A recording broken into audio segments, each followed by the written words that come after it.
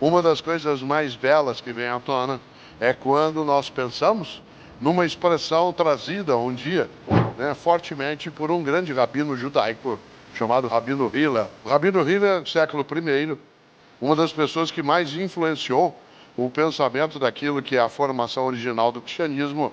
Uma das frases do Rabino Hillel é repetida a exaustão, com toda razão, dentro do cristianismo e fora, que é a regra de ouro: nunca faça a outra pessoa aquilo que você não queira que façam a você. Nunca faça a outra pessoa aquilo que você não queira que façam a você, que é algo que até parece um pouco um haikai. Haikai, como sabem, é um modo especial de poema nipônico, né? Pessoas como nós, que nascemos em Londrina, Londrina, minha cidade de origem, eu moro em São Paulo há 55 anos, mas eu sou caipira em Londrina, sou pé vermelho autêntico, que é o nome que nós daquela região nos damos. Em Londrina, 1/3 da população de Londrina, quando eu nasci, era nipônica, era de japoneses vindos diretamente do Japão, eram Nisseis. Não era nem Nisseis, logo de sequência eram os meus vizinhos. Mas essa primeira geração trouxe também alguns modos de fazer poema muito diferentes. Um deles, o haikai. Haikai. Eu gosto demais do haikai, porque ele é um poema curto, com poucas sílabas, 7, 5, mas que tem que trazer toda a ideia e não precisa rimar. Inclusive porque a escrita nipônica, ela não é, né, alfabética, como a nossa, né? Ela é ideogramática. Então a ideia de rima, ela fica um pouco estranha, a menos que você faça a versão fonética daquilo. E o Brasil tem vários grandes produtores de haikai. Um deles, um conterrâneo meu, paranaense, que é Paulo Leminski, só que de Curitiba. Leminski, que infelizmente morreu jovem, em 1989, e deixou uma obra maravilhosa. Leminski tem haikais que hoje um deles está muito atual. Ele escreveu um dia: tudo que li me irrita quando ouço Rita Lee. Ó, tudo que li me irrita quando ouço Rita Lee. Outro do grande, genial, especial Leminski: pra que cara feia, na vida ninguém paga meia. Pra que cara feia, na vida ninguém paga meia. Dizendo de outro modo, como a gente diz na roça: ou senta e chora, ou levanta e enfrenta. Claro que às vezes a gente chora, que a gente lamenta, que a gente tem tristeza, mas de nada adianta ficar aterrado. Já imaginou? Mandela, 27 anos na cadeia, chorando. Claro que não, resistindo, persistindo, muitas vezes chorando também, porque o humano entristecido não deixava de ter as suas dores. Mas ainda assim, dentre esses variados haikais, há coisas que marcam muito esse caminho. Eu gosto demais de um escritor de Londrina chamado Domingos Pellegrini. Ele tem vários livros sobre aquela região e sobre o Brasil, muito premiado, ganhou o prêmio Jabuti. E uma das coisas boas do Pellegrini é que um dia ele fez um livro de haikai para gente do interior.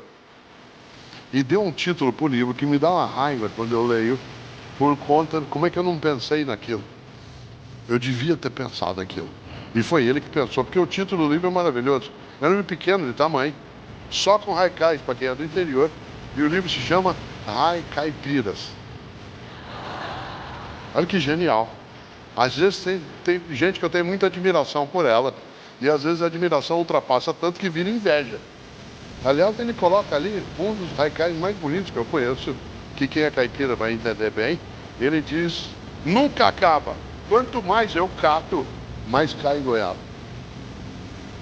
Essa vida intensa que vai diretamente. E aí, quando eu lembro das coisas que o mundo, né, do interior pode trazer, e ao mesmo tempo aquilo que é o nosso caminho de pensar, como é que a gente vê na vida? Como é que você e eu temos o nosso propósito? Será que o propósito do menino Cortella, Mário Sérgio, que é meu primeiro nome, nascido em Londrina, era fazer o quê? Claro, uma das coisas que eu sempre tive uma intenção foi a parte de contato, comunicação. Mas eu me tornei professor. O ano que vem eu vou fazer 50 anos de magistério. Meio século. Eu comecei a dar aulas quando eu estava no 2º ano da universidade, fazendo filosofia. E é gostoso, né, quando a gente lembra o quanto que a ideia do Rabino Hillel, eu só fui vê-la, essa ideia, quando eu comecei no magistério, aposentado por um colega meu, da PUC de São Paulo, onde eu fiquei 35 anos, que era um estudioso das formas de escrita rabínica. E lá o Rabino Hillel mostrou, fez algo assemelhado a um haikai, quando ele disse: se eu não for por mim, quem o será? Mas, se eu for só por mim, que serei eu? Se não agora, quando? Olha que inteligência. Se eu não for por mim, quem o será? Ou seja, a iniciativa, o protagonismo, a capacidade de buscar. Mas a segunda parte também é importante. Mas se eu for só por mim, que serei eu? Terceira, a noção de oportunidade. Se não agora, quando?